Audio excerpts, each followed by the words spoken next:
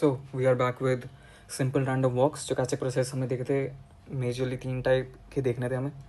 So the first one was Brownian motion, the second one was simple random walk and the third one was Poisson process. तो इस वाले में हम simple random walk देखेंगे. ठीक है, it is very very easy है ना. शुरू करते हैं. वाई आई मेरा एक रैंडम वेरिएबल है, that is also I D.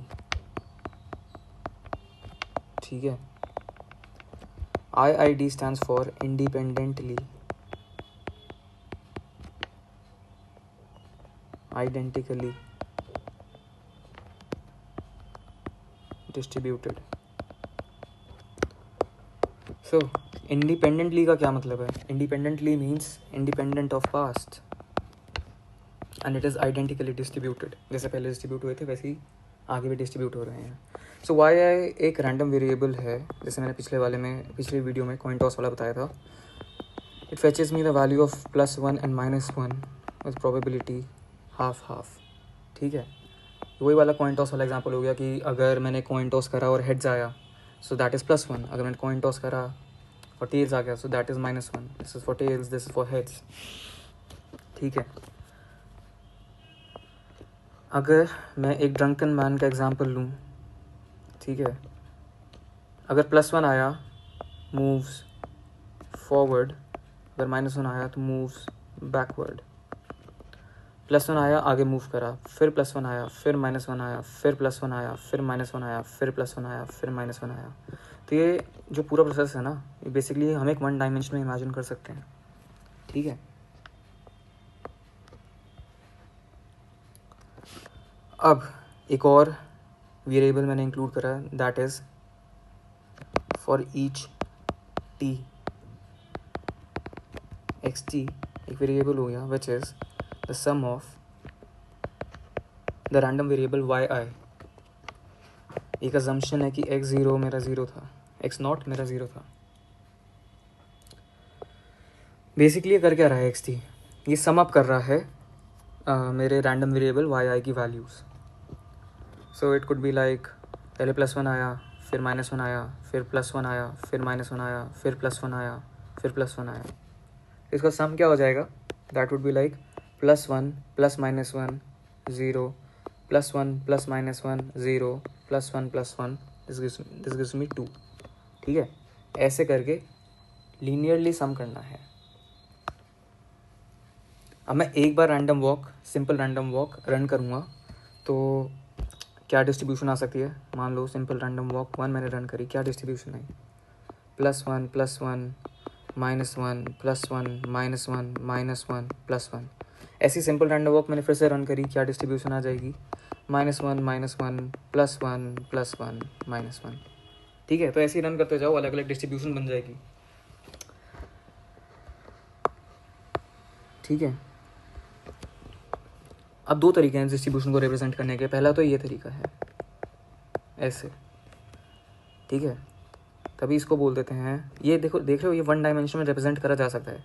अगर मैं इसको यहीं पे ऐसे ऐसे फिर ऐसे फिर ऐसे फिर पीछे फिर आगे फिर पीछे ऐसे रिप्रेजेंट कर दूँ तो ये 1 डायमेंशन में रिप्रेजेंट करा जा सकता है. That is why it is refer to as 1 dimensional simple random walk. Dimensional है, ठीक है, handwriting. 1 dimensional simple random walk. अगर मेरे को उसको ग्राफिकली रिप्रेजेंट करना है so what I will do is I will just do this. भाई यहाँ से शुरुआत हुई, फिर +1 आया, फिर +1 आया, फिर -1 आया, फिर +1 आया, फिर +1 आया, फिर -1 आया. ये कुछ ऐसा बन जाएगा. ठीक है, फिर जॉइन दिस ऐसे ऐसे ऐसे ऐसे ऐसे. T1 टाइम पे, T2 टाइम पे, T3 टाइम पे, T4 टाइम पे, T5 टाइम पे. ठीक है ना. xt जो है बेसिकली मेरे को पोजीशन बता रहा है, position of the drunken man बोल लो at time t for a simple random walk. ठीक है, ये हमारा ड्रंकन मैन था बेचारा. ठीक है. Now what I want to do is कि सेंट्रल लिमिट थ्योरम याद है. सेंट्रल लिमिट थ्योरम क्या बोलती है. जैसे सेंट्रल लिमिट थ्योरम का क्या था. X bar is 1/n summation of i = 1 to n xi. ठीक है, ये तो मीन था. सेंट्रल लिमिट थ्योरम का फंडा कुछ ऐसा था कि x bar minus mu divided by sigma by root n. This approximates as a normal distribution with mean 0 and variance 1. ठीक है. Normalized sum of random variable converges to a standard normal distribution. ये बताता था हमें central limit theorem. Drunken man का example से मैं relate करते हुए मैं बोलूँगा एज n क्या है, number of steps, it tends to infinity. तो जो x जो है मेरा which represents position of the drunken man at a certain time, अगर नंबर ऑफ स्टेप्स मैं इन्फिनिटी ले लूँ तो द फाइनल पोजिशन जो होगी ना उस ड्रंकन मैन की, that will resemble to a normal distribution.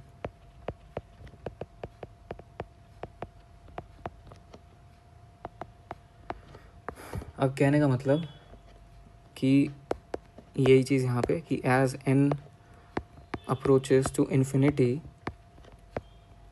तो x of n approximates to a normal distribution with mean 0 and variance n. ठीक है. इसको एक और करने का क्या तरीका है, काफ़ी अच्छा तरीका है वो, दैट इज़ कि मैं मल्टीपल सिंपल रैंडम वॉक्स सिमुलेट कर लूँ. ठीक है. और कुछ n नंबर ऑफ स्टेप्स उनको चलवा दूँ बेसिकली ड्रंकन मैन को. बेसिकली ये पाइथन वगैरह में करने का काफ़ी एग्जांपल है. I don't know if I have a good example of this right now or not.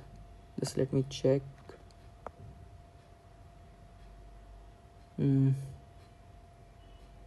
No, I'm not really sure.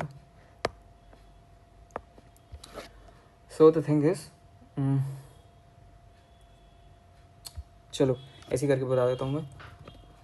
Basically Python वगैरह में जाना, मल्टीपल सिंपल रैंडम वॉक्स सिमुलेट करना और n स्टेप्स के बाद जो फाइनल पोजीशन होगी ना उनको एक हिस्टोग्राम की तरह प्लॉट कर देना. ठीक है. तो हिस्टोग्राम ना कुछ ऐसा दिखेगा तुम्हारा.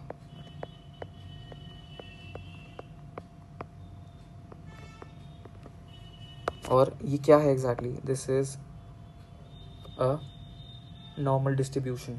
ठीक है. बेसिकली एक ट्रांसपेरेंसी शीट पे ना नॉर्मल डिस्ट्रीब्यूशन ड्रॉ कर देना और हिस्टोग्राम बनवा के जो भी मेरा फाइनल पोजीशन निकलेगी सिंपल रैंडम वॉक्स के थ्रू, अगर उन दोनों को ओवरलैप करोगे तो तुम्हें दिख जाएगा अच्छे से. ठीक है. सो हाँ, यही था इसका सेंट्रल लिमिट थ्योरम हमने लगा दी कि as number of steps of the drunken man tends to infinity, जो मेरी फाइनल पोजीशन का वेरिएबल जो है ना वो एक रैंडम वेरिएबल की तरह बिहेव करेगा, नेचर उसका वैसा होएगा. ठीक है. अगर मैं इसको स्केल करने की कोशिश करूँ, that is xn divided by root n. Scale कैसे करा भाई, इसी वेरिएबल की जो स्टैंडर्ड डेविएशन है उससे डिवाइड कर दो तो स्केल हो जाता है. ठीक है. तो यहाँ यहीं पे मेरी फिर सेंट्रल लिमिट थ्योरम अप्लाई हो जाती है, दैट इट ये वाली जो चीज़ है, this approximates as a standard normal distribution. अगर मैं इस वाले फॉर्मूले से, अगर किसी को पता है कि ये वाला फॉर्मूला और मैं इससे रिलेट करने की कोशिश करूँ तो मैं यहाँ पे बोल दूँगा कि मेरा जो यहाँ पे म्यू है ना वो 0 है. ये 0 क्यों है ये आगे देखेंगे. ठीक है. 2 प्रोसेस डिस्कस करने हैं, that is martingale and Markov. तो वहाँ पे दिख जाएगा कि म्यू 0 क्यों है. ठीक है. सो या क्रक्स जो मैंने अभी इतना बोला उसका यही है कि जैसे ड्रंकन मैन है, वो आगे पीछे स्टेप्स ले जा रहा है, उसके जो आगे वाले स्टेप्स हैं वो +1 से रिप्रेजेंटेड है, पीछे वाले स्टेप्स -1 से रिप्रेजेंटेड है. तो उनको 2 तरीके हैं दिखाने के. द फर्स्ट वन इज़ कि मैं 1 डायमेंशनल में दिखा दूँ. ठीक है, ये वाला. And the second one is ये वाला, ग्राफिकली दिखा रहे हैं. ठीक है. अब इसके ऊपर मैंने सेंट्रल लिमिट थ्योरम लगा दिया. सेंट्रल लिमिट थ्योरम लगाने से क्या हुआ मेरे को बेसिकली ये पता चला कि जो मेरी फाइनल पोजीशन है ना, उसका जो नेचर है वो एक नॉर्मल डिस्ट्रीब्यूशन की तरह बिहेव करेगा, ठीक है। और this is what gives birth to something known as Brownian motion, because अगर तुमने देखा हो कि मेरा जो सिंपल रैंडम वॉक था ये एक डिस्क्रीट प्रोसेस था। डिस्क्रीट प्रोसेस कैसे था, इस वाले ग्राफ में देखो, ये x1 वैल्यू यहाँ पे आई, ये मेरी x2 वैल्यू यहाँ पे आई, so on and so forth करते गए, ये x4 वैल्यू मेरी यहाँ पे आई। जो तो बेसिकली x जो मेरा था वेरिएबल, उसका सेट ऑफ वैल्यूज़ क्या आ गया, x0 हो गया, वो तो हमने अज्यूम करे चला था कि 0 है, x1 आ गया, x2 आ गया, ऐसे करते करते चलते गए तो xn तक आ गया। एक सेट ऑफ वेरिएबल्स रेडी। सो या आई रियलाइज्ड कि मेरे बोलने से शायद इतना समझ में ना आए। सो व्हाट आई डिड वाज कि मैंने सिंपल रैंडम वॉक सिमुलेट कर लिया, और जो मैं कहना चाह रहा हूँ मैंने ग्राफिकली दिखाने की कोशिश करी है। ग्राफ से हम समझ सकते हैं। देखो, सबसे पहली चीज़, जो मेरा सिंपल रैंडम वॉक था ना, अगर मैं वापस एक्सप्लेन करूँ तो वो बेसिकली क्या था, वो एक डिस्क्रीट प्रोसेस था, ठीक है। डिस्क्रीट प्रोसेस का मतलब भाई इस t1 पे x1 वैल्यू, इस t2 पे x2 वैल्यू, इस t4 पे x4 वैल्यू, इस t5 पे x5 वैल्यू, ठीक है। उससे मेरा ऐसा कुछ सेट ऑफ वेरिएबल्स जनरेट हो गए थे। और ये यूजुअली कब होता है, डिस्क्रीट के फॉर्म में होता है। ये तो मैंने फर्स्ट ही वीडियो में बोल दिया था। सो डिस्क्रीट प्रोसेस में बेसिकली ऐसा होता है। तो बेसिकली मैंने करा क्या, एक डिस्क्रीट प्रोसेस दैट इज मेरा सिंपल रैंडम वॉक, उसको अगर मैंने infinite times, infinite number of steps बोल लो, ठीक है।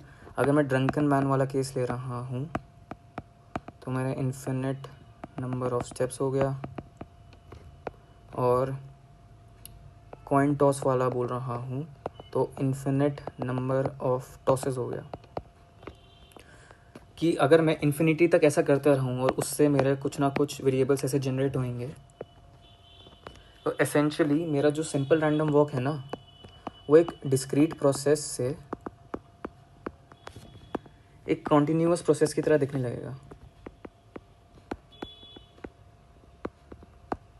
ठीक है।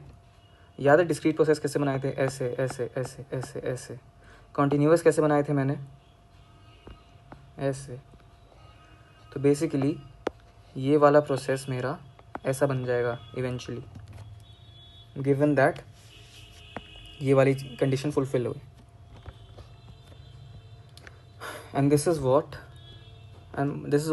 वाई वी कॉल दैट कि ब्राउनियन मोशन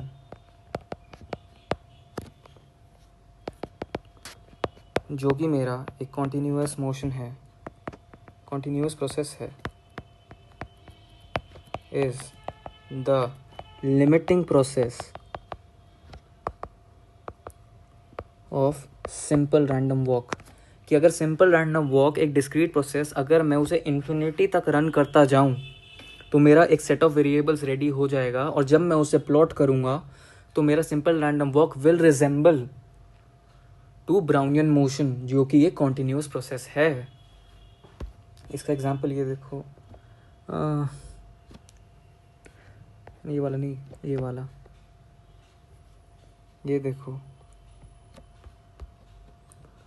जो मेरा दिस, रिमेंबर दिस, जो ब्लू वाला है ना, मेरा स्केल्ड रैंडम वॉक है। रैंडम वॉक भी कौन से वाला, स्केल्ड वाला, ठीक है। ये पीछे भी मेंशन कर दूंगा मैं। सो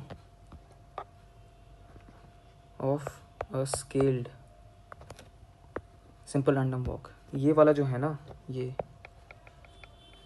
ये हो गया मेरा स्केल्ड सिंपल रैंडम वॉक, ठीक है। तो ये वाला एग्जांपल था उस चीज़ का। देखो दोनों एक डिस्क्रीट प्रोसेस है, एक कंटिन्यूस प्रोसेस है, लेकिन जब मैं डिस्क्रीट प्रोसेस को इन्फिनिटी तक खींच के ले जाता हूँ और स्केल कर देता हूँ उसे, तो वो बिल्कुल एक कंटिन्यूस प्रोसेस की तरह बिहेव करने लग जाता है। ये पूरा का पूरा फंडा था कि मैंने सेंट्रल लिमिट थ्योरम क्यों बनाई क्या लगाई। ऑन दी अदर हैंड ये जो सेकंड वाला ग्राफ है, ये चीज़ दिखाने के लिए था कि x जो है xn वो मेरा एक नॉर्मल डिस्ट्रीब्यूशन फॉलो करेगा, ठीक है, गिवन दैट कि नंबर ऑफ स्टेप्स में इन्फिनिटी तक खींच के ले जाऊँ।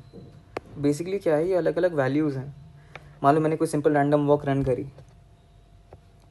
SRW1 रन करी, तो उसकी वजह से आफ्टर 50 स्टेप्स मेरा कुछ यहाँ पे पोजीशन आया, जैसे मान लो -100 आ गया, ज़्यादा ही माइनस आ गए, जैसे -1 चलता रहा तो -100 आ गया। फिर मैंने SRW50 तक ऐसे करता रहा, रन SRW50, वो कहीं आ गया यहाँ पे +100 पे आ गया, ठीक है। ऐसे ही करता रहा तो SRW100 जो आ गया वो 200 पे पहुँच गया यहाँ पे, ठीक है। तो basically what I want to say is कि देखो कि मेरा जो x वाला वेरिएबल था वो क्या था, summation of y = 1 to n, वो कैसे बिहेव कर रहा है, it is behaving like a normally distributed variable. इसको हटा देते हैं, ठीक है।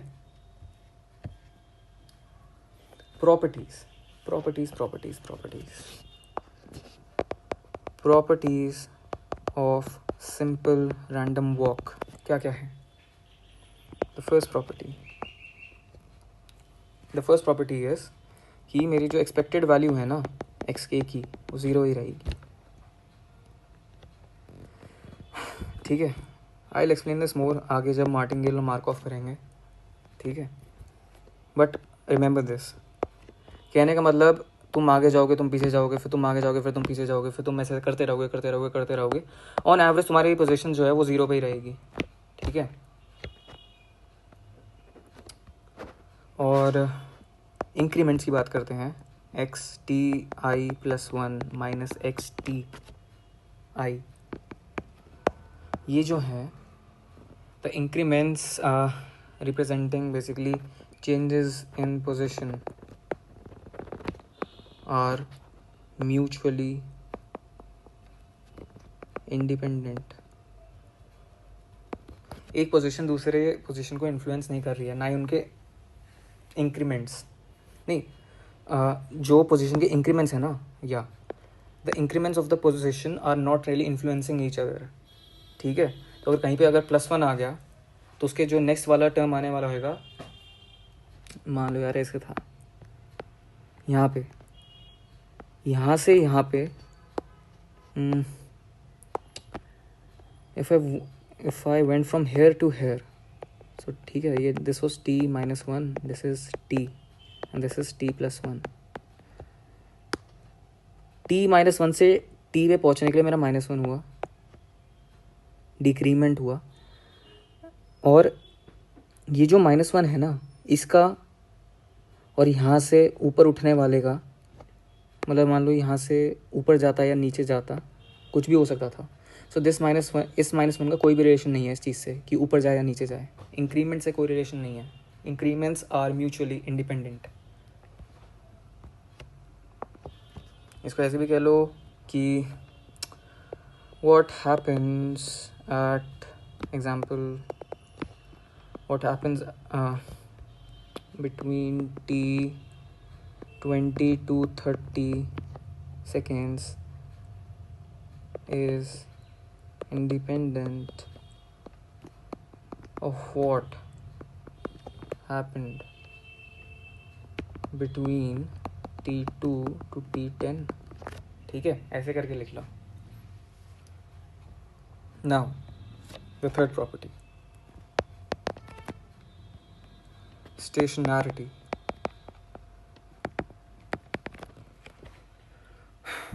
So, इसको लिखने का तरीका ये है, for all h greater than equal to 1 and t greater than equal to 0 x t plus h minus x t बीच में ले लेते हैं, इस इंक्रीमेंट का जो डिस्ट्रीब्यूशन होएगा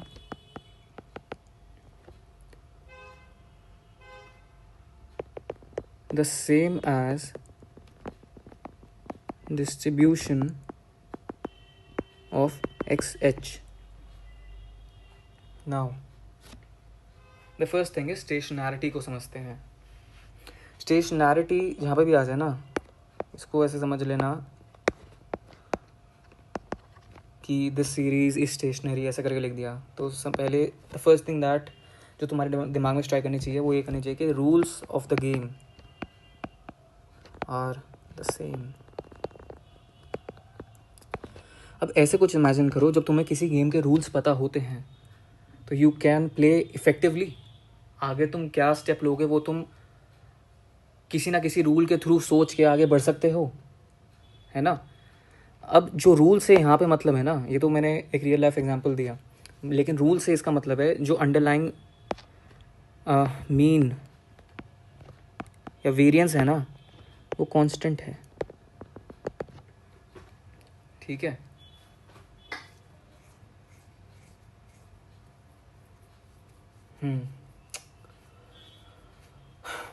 अब इसको थोड़ा बहुत एक्सप्लेन करते हैं.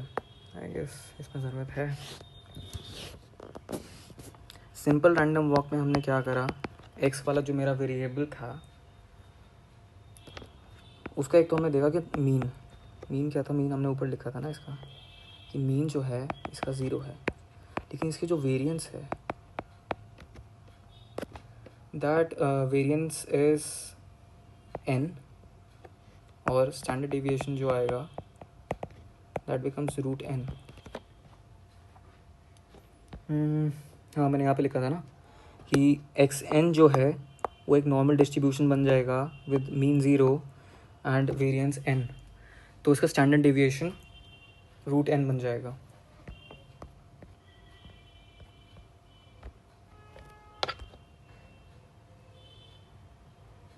तो ये देखो, जैसे मेरा n इंक्रीज़ हो रहा है मेरी वेरिएंस भी बढ़ेगी.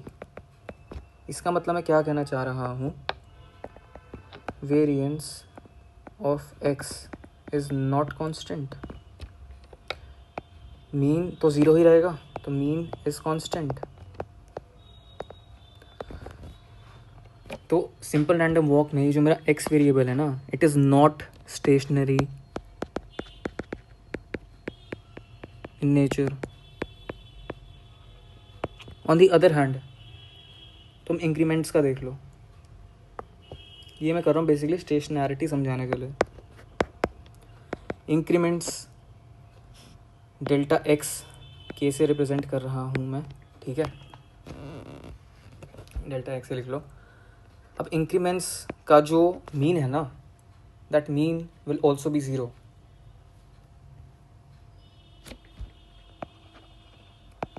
कैसे भाई, +1 सिंपल रैंडम वॉक में मैंने क्या देखा था कि ऊपर या नीचे जाने की प्रोबेबिलिटी +1 या -1 की सेम थी, 0.5 थी.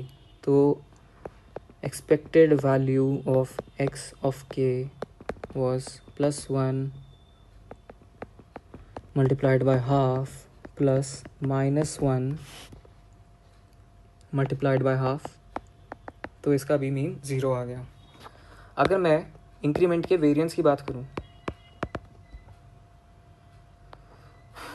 That is var of delta x, इसको वेरिएंस को निकालने का एक तरीका क्या है, डेल्टा x का square minus expected value of delta x इसका स्क्वायर. ठीक है. तो ये बेसिकली क्या है, मीन का स्क्वायर. अब मीन हमने ऊपर निकाला था, दैट वाज 0, तो ये वाली टर्म तो एसेंशियली 0 हो गई. बची मेरी ये वाली टर्म. इस वाली term that is 1 square half plus -1 का square into half, this turns out to be 1। ठीक है, सो मेरे जो इंक्रीमेंट्स हैं उनका मीन आ गया 0 और वेरिएंस आ गया उसका +1। अब +1 अगर आ गया इसका मतलब mean and variance both are constant. इसका मतलब क्या है, increments are stationary in nature.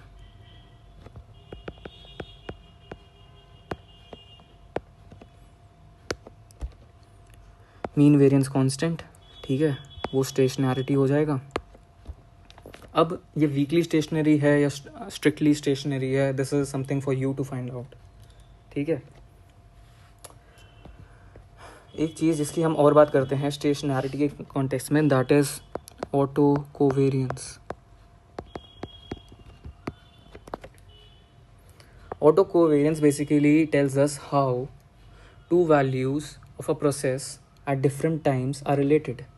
Auto covariance ऐसे लिखता हूँ मैं कुछ, covariance of x of t comma x of t plus h। ठीक है, ये मेरे को बेसिकली बताएगा how the value at time t को moves how the value at time t को moves with the value at time t plus h। ठीक है, अब इंक्रीमेंट्स के केस में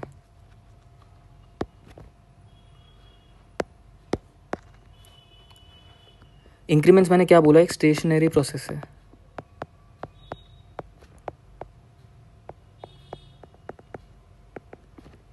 ठीक है, नाउ इंक्रीमेंट्स के केसेस में अगर मैं डायरेक्टली बोलूँ तो everything depends upon the lag h। अब देखो h को मैं कैसे लिख रहा हूँ। नाउ अगर मैं लिख रहा हूँ covariance of delta x t comma covariance of x t plus H, increment between, इसको मैं लिखूँगा increment between time t and t-1, और ये वाला क्या हो जाएगा, increment between time t and t-h। ठीक है, सो जो इंक्रीमेंट्स है ना उनका अगर covariance at different time lags में निकाल रहा हूँ तो उन दोनों का कोवेरियंस 0 होएगा। कहने का मतलब यहाँ पे टाइम लैग क्या है, यहाँ पे टाइम लैग है 1 सेकंड का, यहाँ पे टाइम लैग कितने का है, h सेकंड्स का। तो इन दोनों का कोवेरियंस जो होएगा वो 0 होएगा। ऑन द अदर हैंड अगर मैं covariance of delta x T with covariance of delta x T dash अगर मैं लूँ, जहाँ पे इंक्रीमेंट डेल्टा एक्स टी क्या रिप्रेजेंट कर रहा है, इंक्रीमेंट बिटवीन टाइम, इसको ना टी हटा के एस कर लो, t and t plus h, and this is increment between time s and s plus h. अब इस केस में दोनों में लैग कितना है, लैग ऑफ एच, इसके अंदर कितना है, लैग ऑफ एच। क्योंकि इन दोनों के अंदर सेम लैग है तो मैं बोलूँगा कि कोवेरियंस इनका 1 है। ठीक है,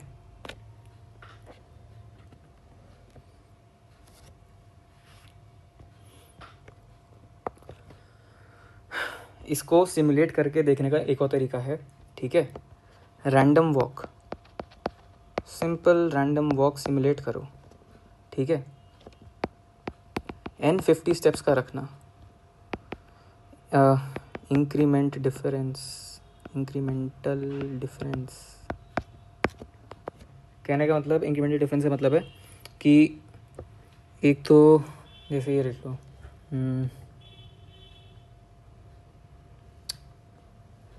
covariance of delta x t plus h minus x t comma x of h would be equal to 1. ठीक है. सो कहाँ पे था मैं? सिंपल रैंडम वॉक सिमुलेट करो. ठीक है, n 50 रख देना. सो बेसिकली h जो है ना मेरा यहाँ पे 50 है. ठीक है, और इसको मल्टीपल टाइम्स रन करना. सो ओह शिट,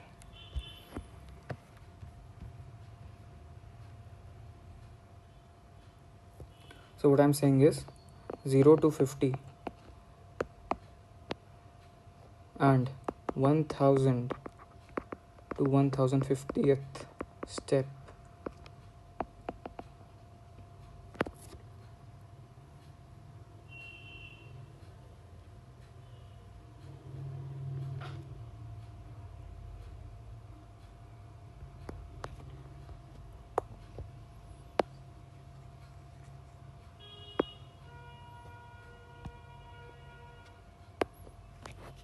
सो इससे बेसिकली मैं कहना क्या चाह रहा हूँ?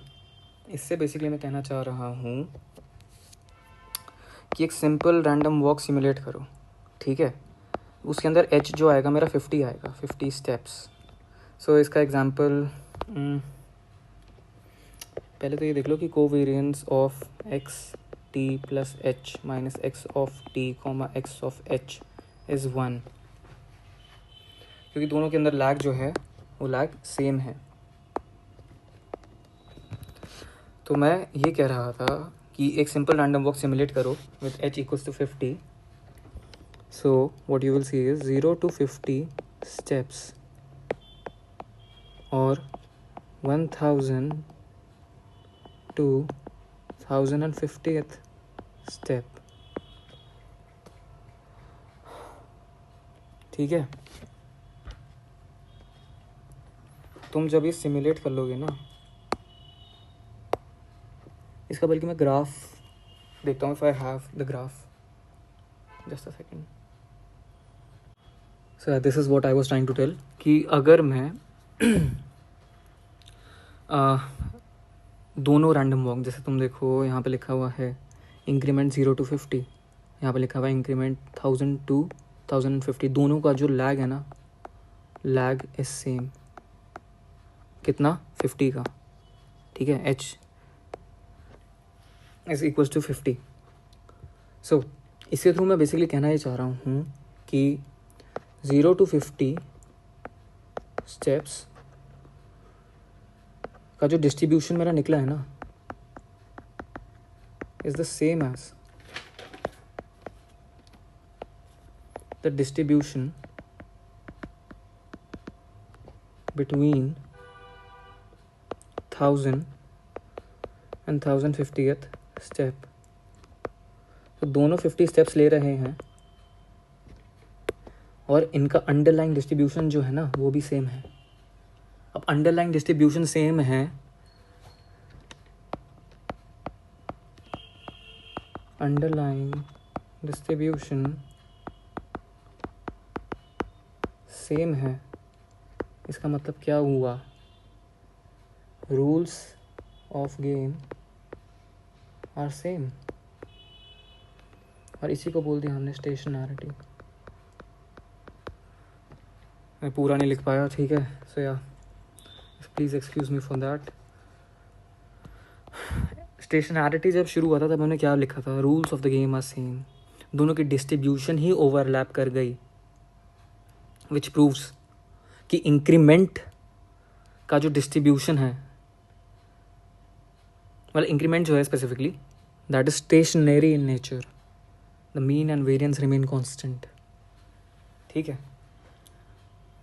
Furthermore, we'll continue in the next video.